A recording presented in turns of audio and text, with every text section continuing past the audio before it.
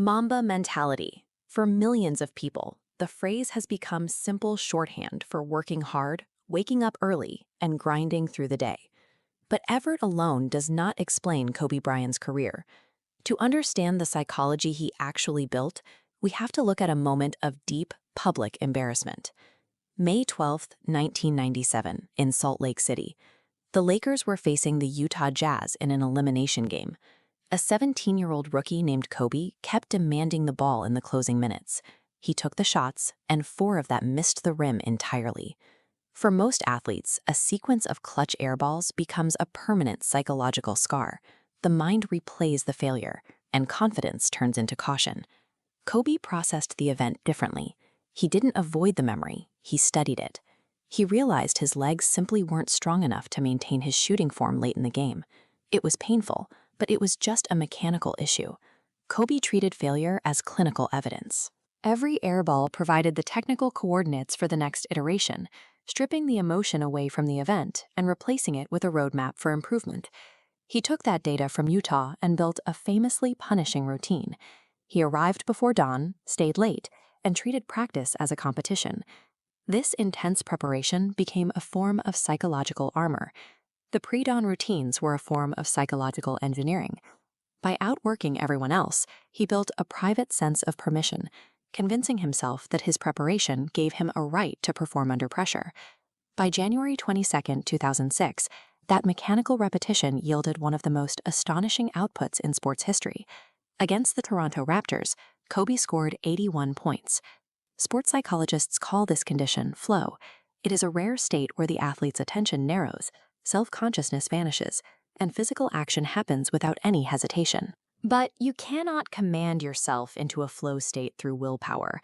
That kind of spontaneous brilliance only appears after years of loading the mind and body with grueling, repetitive data. Yet, individual dominance eventually met an environmental breakdown. Kobe wanted to establish an identity separate from Shaquille O'Neal. When their partnership dissolved, Kobe was left alone. Now he held sole responsibility for his team's success or failure. His first attempt to carry the franchise alone ended in failure. In the 2008 finals, a highly physical, deeply connected Boston Celtics team defeated the Lakers. When they met for a rematch in the 2010 Game 7, his primary system broke down. Take a look at this chart of his shooting performance that night. He made only 6 of his 24 attempts. His defining mechanical skill completely failed him on the sport's biggest stage. So the system adapted in real time. Because his shot wasn't falling, he threw himself into rebounding, played aggressive defense, and forced his way to the free throw line. He found an ugly way to win his 5th championship. Mental toughness isn't about ignoring when things go wrong. It is the ability to maintain your effort and find a new solution when the very tools you trust the most stop working. In April 2013, Kobe hit a limit that no amount of willpower could override. Late in a game against Golden State, his heel gave out, and he tore his Achilles tendon. For an athlete who built his entire life around total physical control, this was an existential threat. The body was broken. It forces a terrifying question. Who do you become when your physical machine can no longer execute what your mind demands? He answered it by starting over.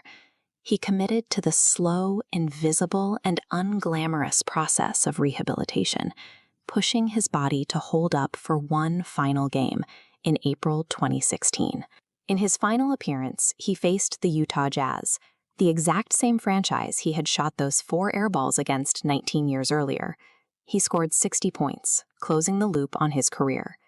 But his methodology didn't retire. He took the same iterative process of studying film and analyzing weaknesses and applied it to business and storytelling. In 2018, he won an Academy Award. The specific arena you choose does not matter. The process of confronting your limitations, testing them, and closing the gap between your imagination and reality works everywhere. In January 2020, Kobe died in a helicopter crash. The scale of the global grief that followed proved that his influence had transcended basketball. millions of people who had never played the game began adopting his relentless, iterative process to navigate their own lives.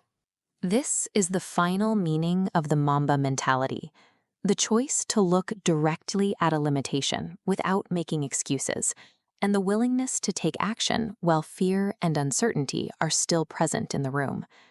But excellence on this scale is a trade. It required Kobe to play through broken fingers and torn ligaments, while forcing everyone around him to match his impossible intensity or face his public disappointment. This obsession produced 5 championships, but it also created a life of permanent friction. It leaves us with one question: when does the pursuit of greatness set a person free, and when does it become a prison?